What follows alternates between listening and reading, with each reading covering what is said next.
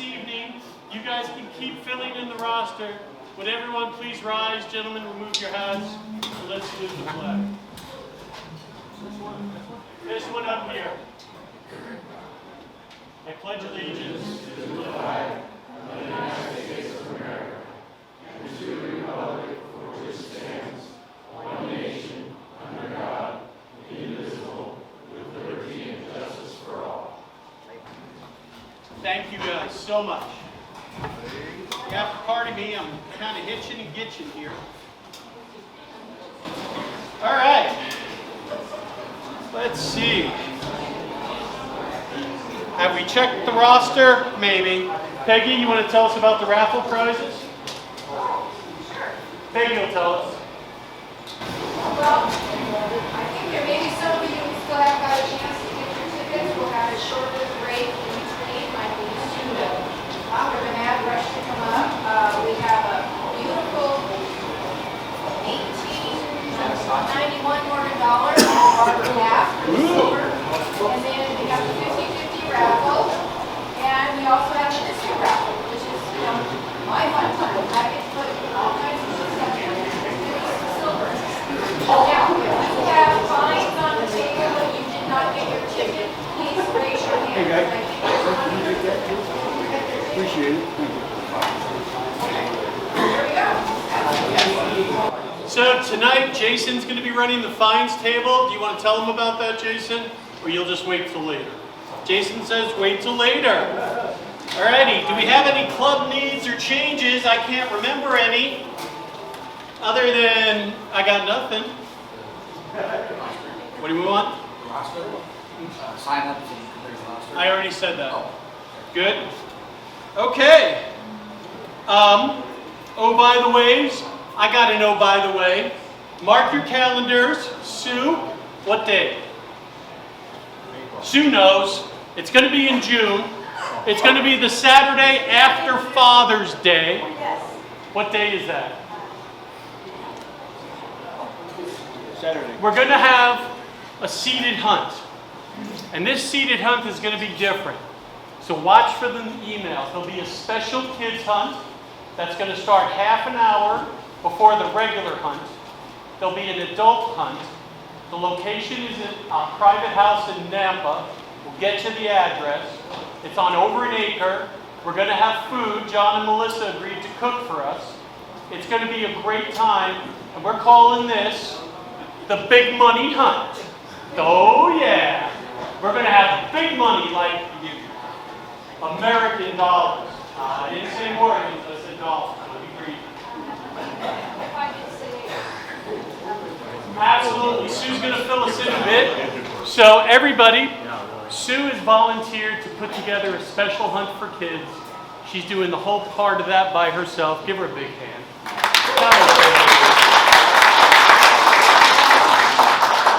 so, how many people do you think can bring kids? I mean, okay, they can be kids from 5 years, they can be grandkids.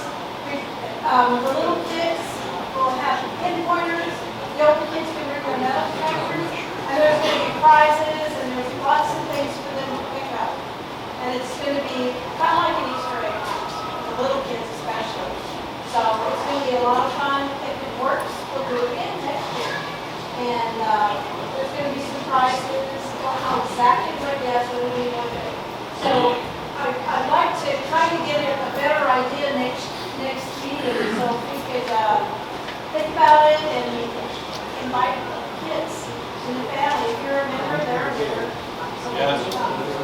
Okay? And if you're a member and you want to bring your grandkid, as long as you don't have 50, I'm pretty good with that. Just saying. I think it's amazing. Thank you. So I have a great-grandson that likes to metal detect. He's really little. And then I have a grandson. I bought him a metal detector, thank you, Rich. And I took him to the park and I said, we're going to get ready for the season hunt. He goes, let's do it now. So anyway, and the funny thing is, my son, he ended up taking over the metal detector and he was loving it. So I have to give him one.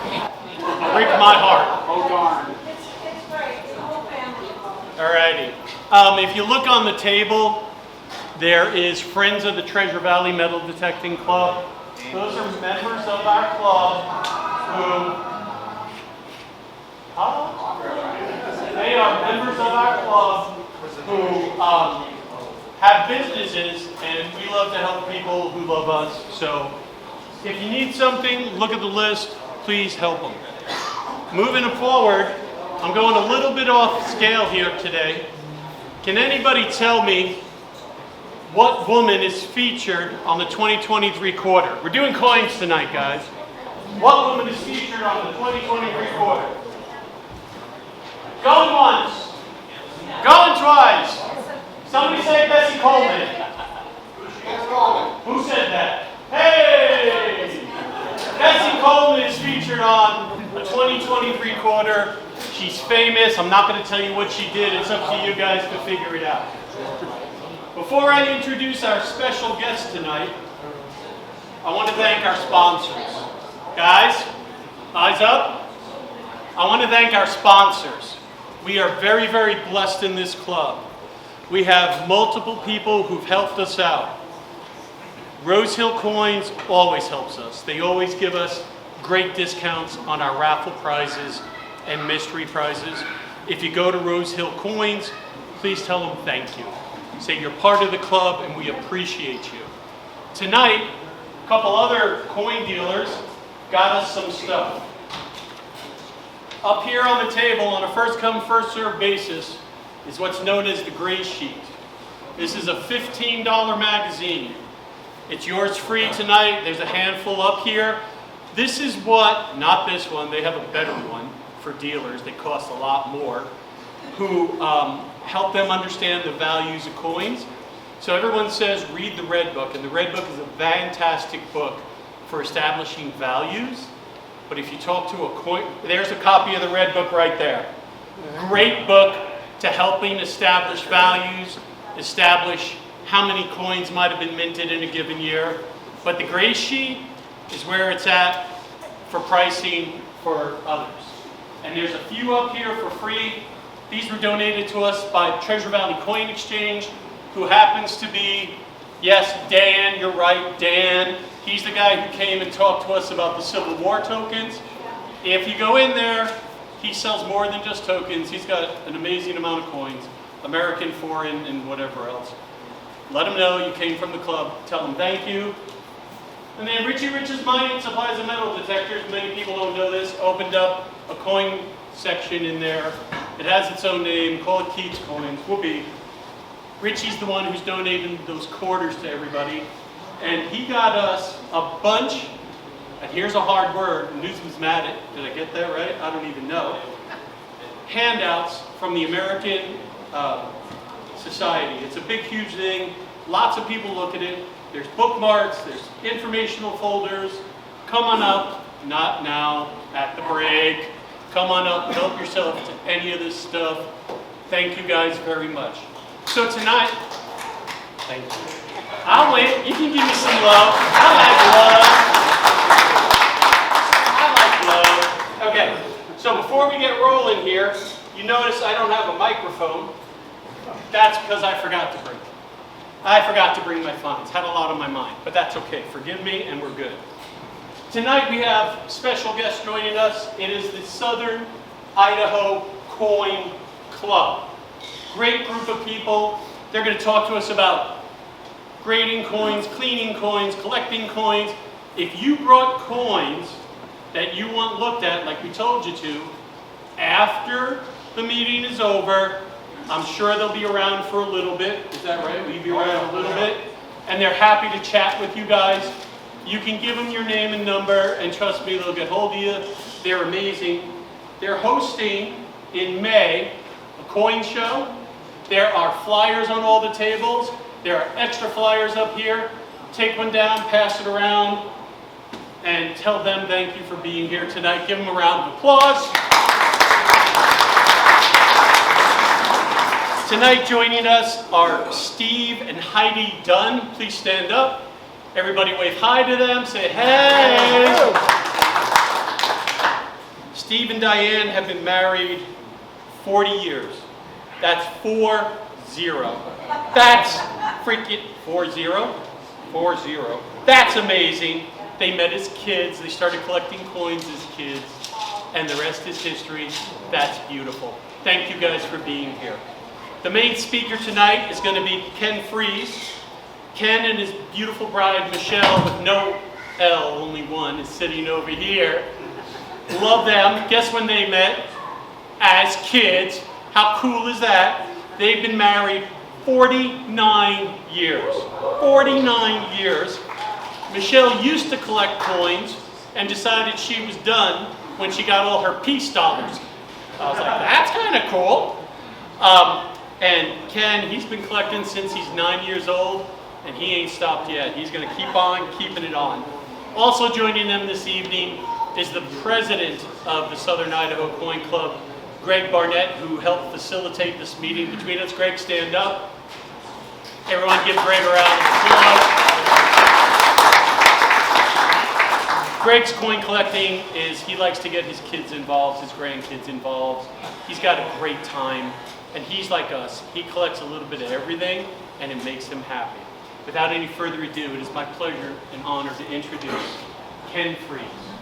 Thank you. Now, let's see if I can get this thing going. Technology is always lots of fun to play with here.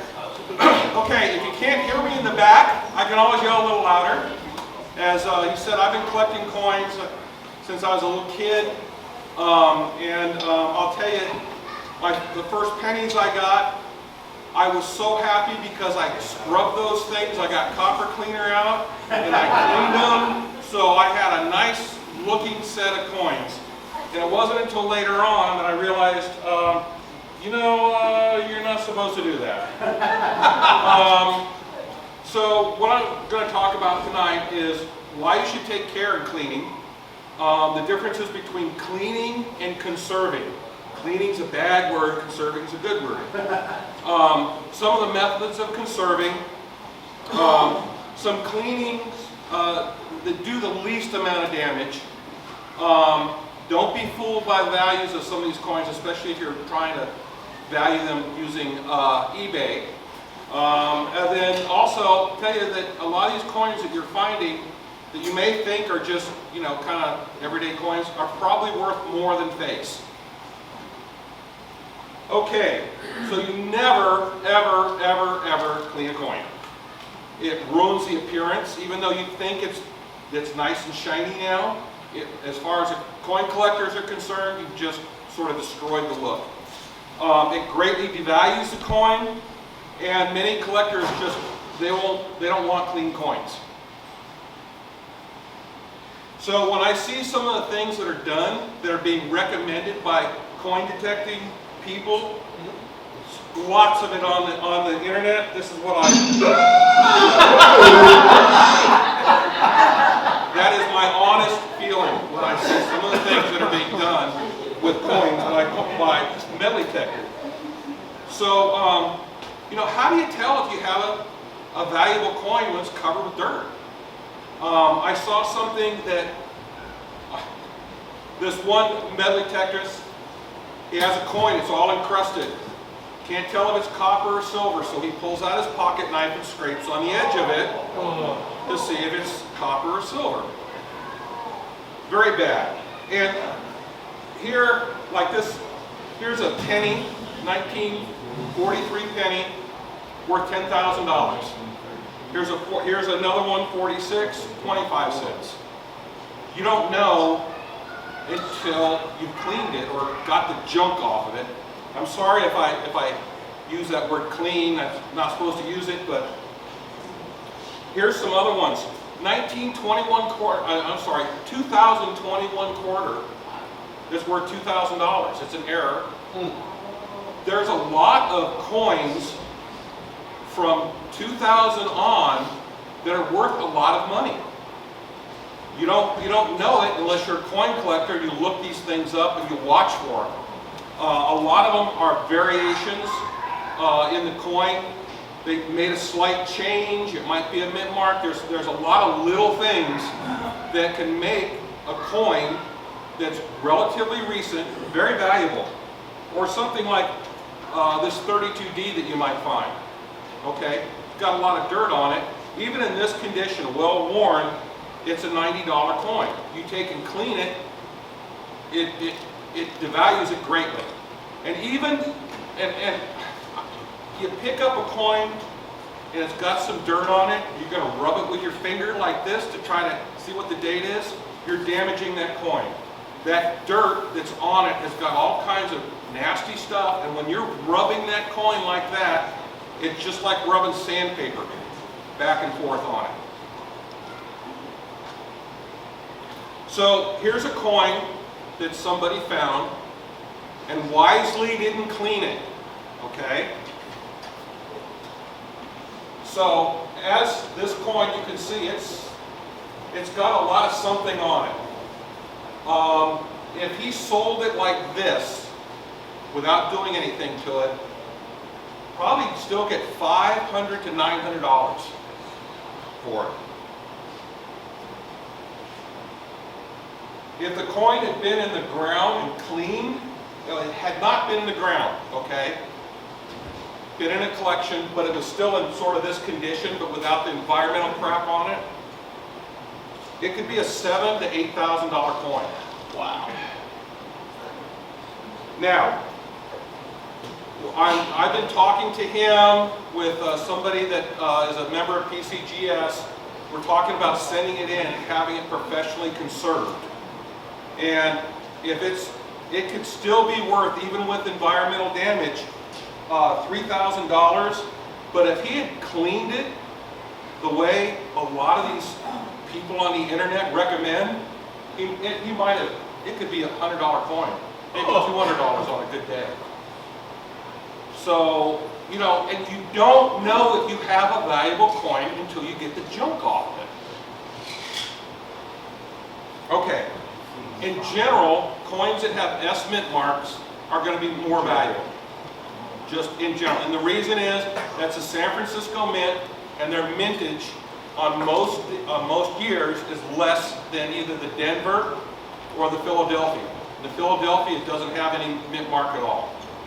I just threw this out so when you're looking at coins, you see that S mint mark, that's something that, hey, you should kind of ring a bell in your head. Ooh, this might be that more valuable than some of the other stuff you found. Okay, conservation. The Professional Coin Grading Service, PCGS, has over 40 different methods of conserving coins.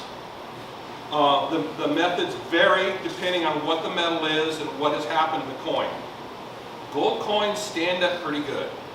They don't tend to tarnish. However, they are soft. The gold is soft, is a soft metal. So any kind of abrasion or anything is really going to show up on it. Silver's it tarnishes. Silver's also soft, a soft metal. Proof coins, which have like a mirror finish on them, you can't even take a soft cloth and rub them across there without showing scratches, little micro scratches. So the coins are very, very delicate.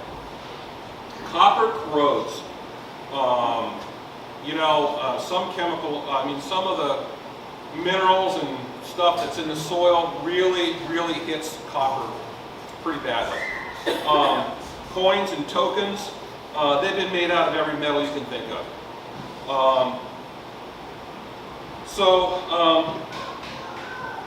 One of the things that is kind of sad is the newer pennies from '82 on. They have a copper wash, but there's zinc, and depending on the ground condition, a scratch that goes through that zinc. I have found some pennies that were basically just a hollow shell. That the zinc has been almost totally eaten in that. And this, it's only been since 1982 that they've been that way.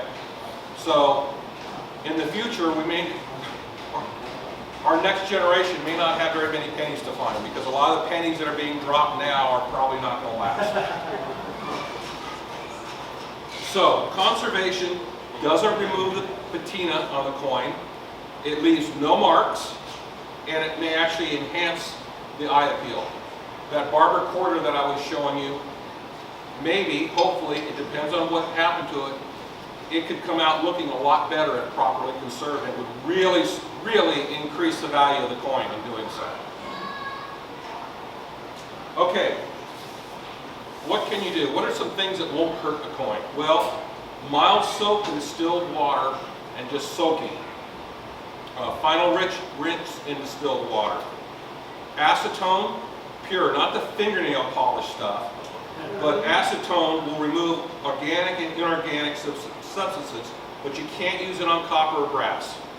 I've used acetone actually quite a bit because I like going through what is called junk silver that dealers have.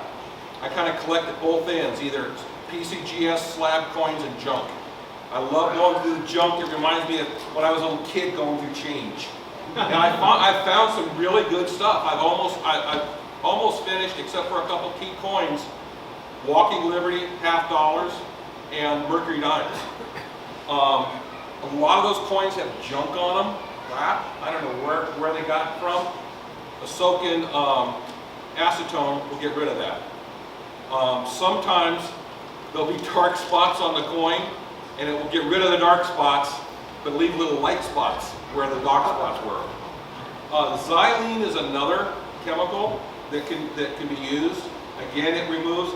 And what I've done in the past is I'll use acetone, xylene, and then I go back to an acetone rinse. And I've got some pretty good results from some coins that have a lot of junk on them. Usually oils and paints and things like that. There's a material that a guy developed called Viracare. It's strictly for copper coins, and it gets rid of that green junk, that kind of like green cancer that copper gets. If that has eaten into the coin, it's not going to repair the damage, but it'll get rid of the green. A bottle of it is not cheap. It's about $25, I think, and it's about that big. I think it's like 3 ounces, but you don't use very much. Okay, cleaning. Cleaning removes the patina on the coin. It will leave marks, and it can definitely remove the eye appeal. So, there's an exception. Ancient coins, Roman coins, Greek coins.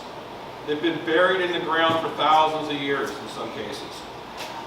They've all been cleaned, actually conserved. So, how do they do that? Well, they use ultrasonic cleaners with either distilled water and a little bit of soap or olive oil. And the olive oil method without ultrasonic cleaner actually takes months, because they'll put it in olive oil and just let it set, and after about 3 or 4 weeks they remove that olive oil and put more olive oil on it. And eventually it pretty much makes them look like they should without damaging them. If you do need to brush something off, get one of those ultra soft toothbrush. When you run your fingers across it, you can hardly feel that it's so gentle. But that will do the least amount of damage to the coin if you need to actually brush something off. Now, some of the methods I've seen are just, well, one was using a rock tumbler with aquarium gravel. And I can't think of a worse thing to do to coins. Yeah, it's going to clean them. It's going to probably damage the hell out of them too in the process. Vibrating tumblers, they're great for cleaning ammo. You could use them though. You could use both of these. I'm not going to recommend it, but what I would say was instead of putting any abrasive in it, just use soap and water. Distilled water with a little bit of soap, especially if you're going to run it in a tumbler, run it very briefly, like 5 or 10 minutes, because what you're doing is you're breaking loose all that junk that's on the coins, and if you continue to let it in there, it's going to damage the coins. So after 5 or 10 minutes, rinse it out, see how clean it is, put some more in. If you still have a lot of dirt in there, do it again for 5 or 10 minutes. Talked about some of the other ways. Take some some pans, glass pans, and use distilled water. Just put the coins in there and let them soak. And then after a while, shake them off, change the water, do it again. And if you do need to brush, do it at the very end. Brush them a little bit, put them back in. Just be very gentle. And when you dry them, again, use distilled water because you don't want to leave any mineral deposits. And we've got water here that's got a lot of minerals in it. So you want to use distilled water. And don't rub them dry. Just pat them dry, set them down, let them dry. Okay, let's finding a true value of coins. Don't use eBay, please. There is so much junk on there. I started finding this stuff. This is a 1964 nickel. Okay, it's sold. They're saying, oh, it's no mint mark, rare. Wow. Oh my God, it's got no mint mark. And it's, according to this, it's sold for over $2,000. This isn't a listing, this is a sold. And I started looking through and I started seeing all these common dates that people are selling. They're sold. Wheatbacks, $800. You know, I did a little research on it. And the theory is there's a scam going on to launder money, and this is how they're doing it. I don't know if that's a fact, but it's the only thing that makes sense to me. So you could find, you know, a coin, go and look on eBay for a price real quick and find, oh my God, my coin's worth $5,000 when it's not. So there are some other good sites though. PCGS, Professional Coin Grading Service, and Numismatic NGC, they both have two really good websites that are good for grading coins. They've got great pictures of all the different grades, and you can just compare your coin to what you see in the picture. And then they've got price guides, and they've got current prices of what stuff is really selling for. So that's the two places you should look for if you're looking for a value. If you think you've got a valuable coin, you don't have any other resources, those are two really good resources to use to get grading on your coin and then also a value. So, a lot of these coins are going to be worth more than you might think. For instance, I mentioned pennies changing to zinc in 82.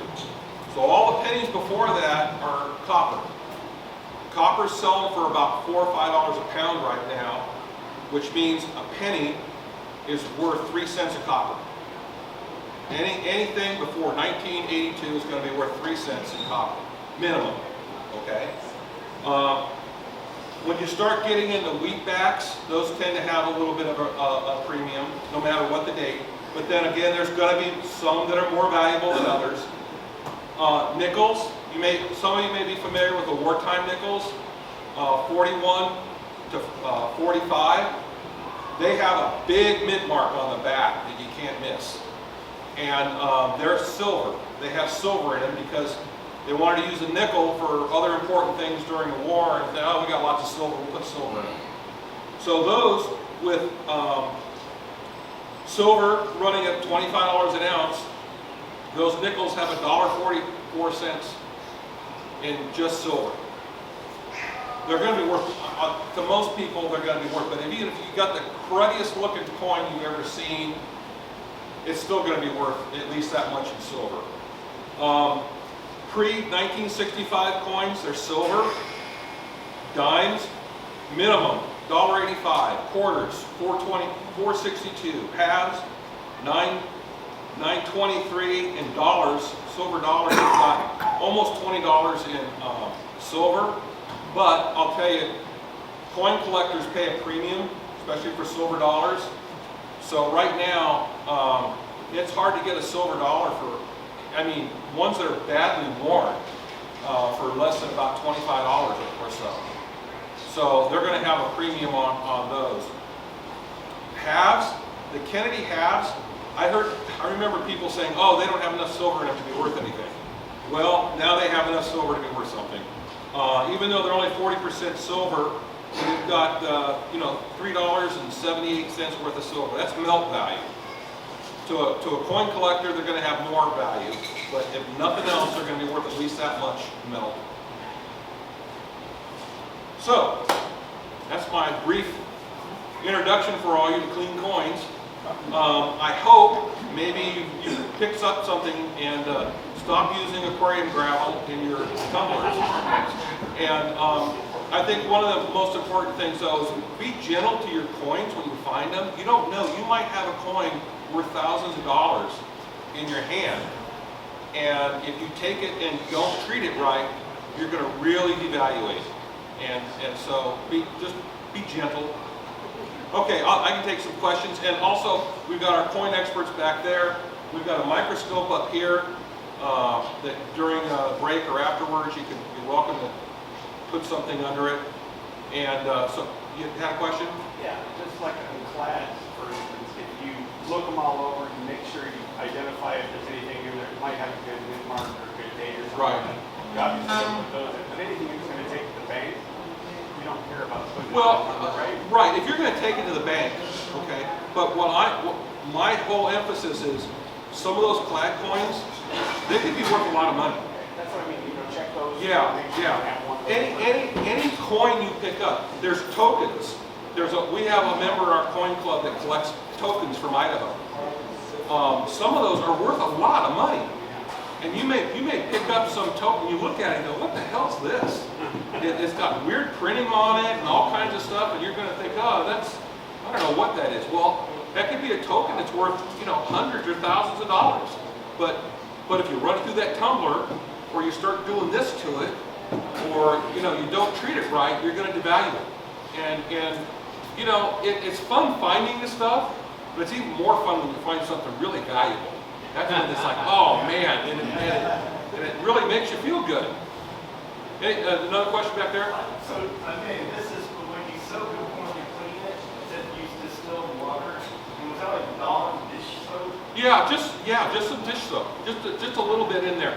Because the same thing that does to the dishes and cleaning, it helps release the dirt from the coin itself.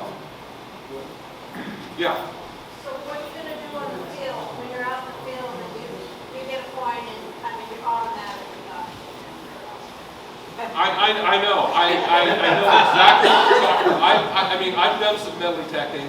The best thing I ever found was mercury dime, and I was so thrilled when I found it because I found all kinds of other junk before I found that.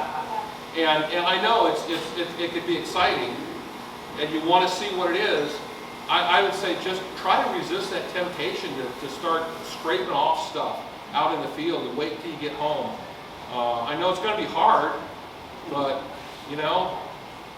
There are some guys, I've done some videos that they have little bottles of distilled water yeah, and they squirt, yeah, they get out, they call it something juice or something, that's water. yeah. And they just squirt it and the mud comes down and Yeah, that would be the ideal thing, is to take something like that with you, a squirt bottle or something. I also, into rock hounding, we got these spray bottles that we're always hitting on the rocks, to see what they look like.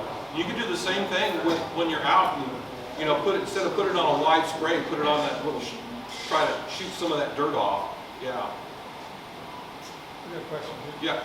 You mentioned ultrasonic cleaners. Does that just speed up the process? Yeah, with it that? basically, because it's kind of, Shakes it, yeah. shaking stuff. Yeah, That's that's just- Not that with hurt the the coin? not with the regular ultrasonic cleaner. I worked Yeah, in don't- dentistry, my boss, yeah. a friend said, run these coins, they're junk anyway, they're worth silver, well, let's see how I cleaned it up. Right. And they did hit it a little bit and made it less valuable. Yeah, Okay. yeah, don't So just use the keep running ultrasonic with cleaner, water. but distilled Okay. water and soap or the olive oil. Yeah, yeah. Is there a difference between using hotter, like distilled water versus cold for cleaning? No, I think sometimes the soaps work better in warm or hot water. So from that standpoint, there might be an advantage. Plus, it might be easier on your hands in warm water than cold water. Another thing, I'm gonna have the prop tumbler in the rocks. You use these coins for examples of all that.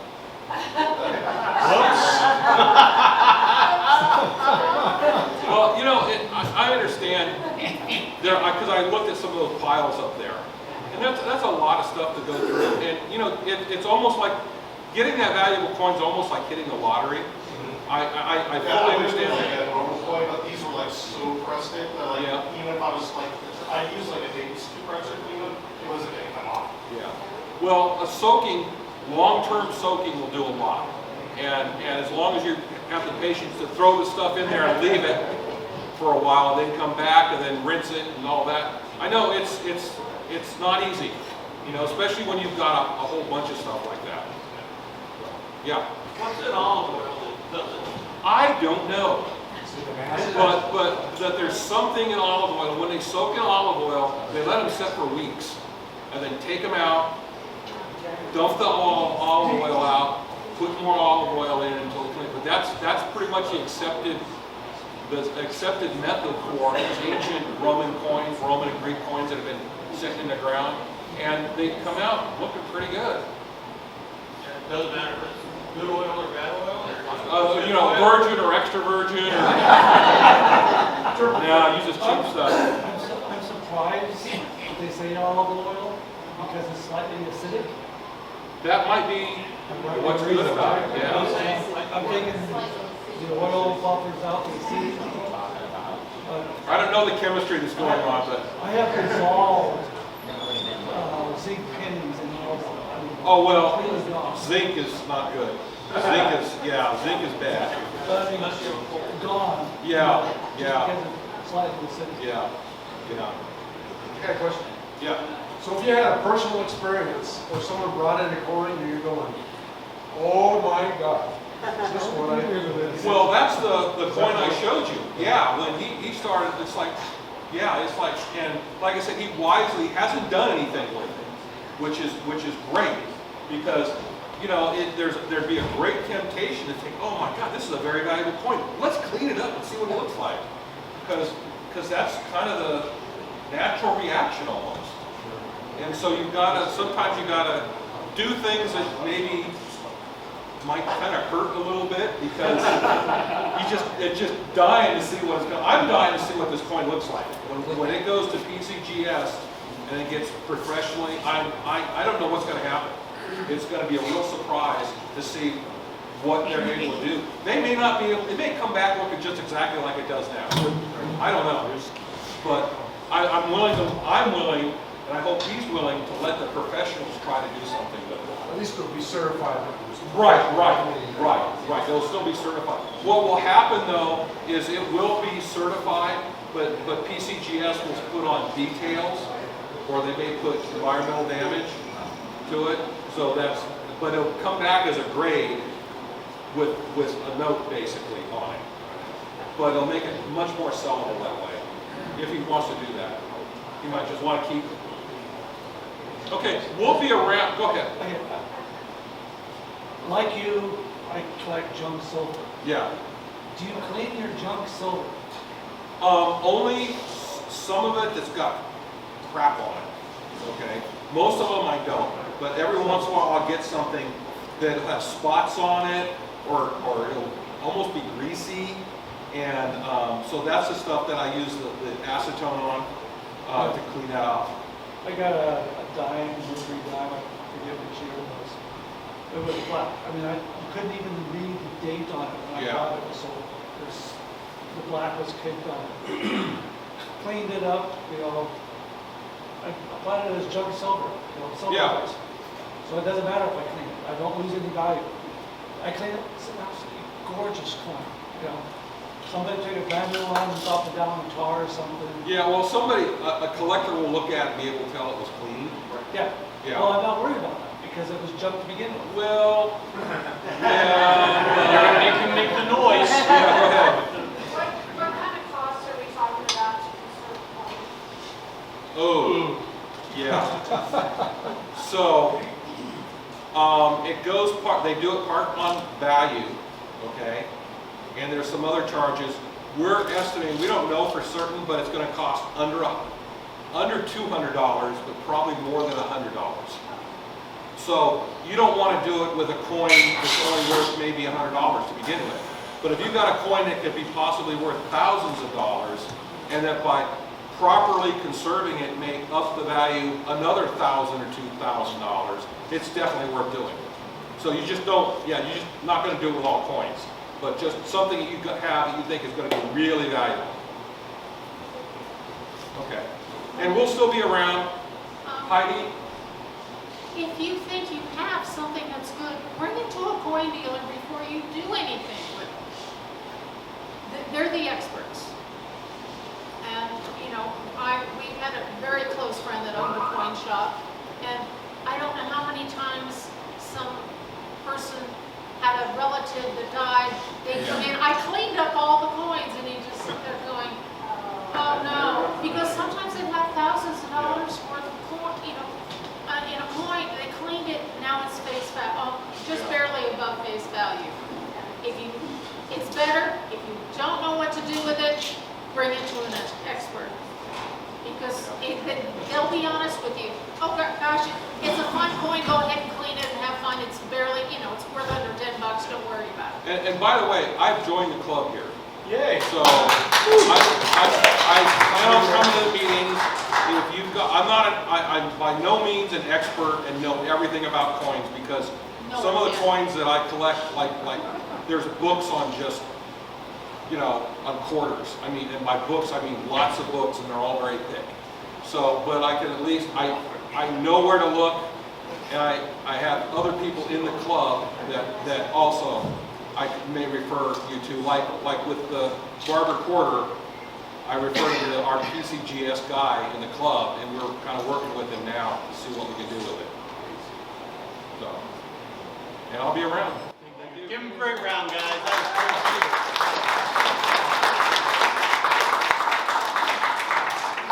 So before we take a little break, don't forget you can buy more raffle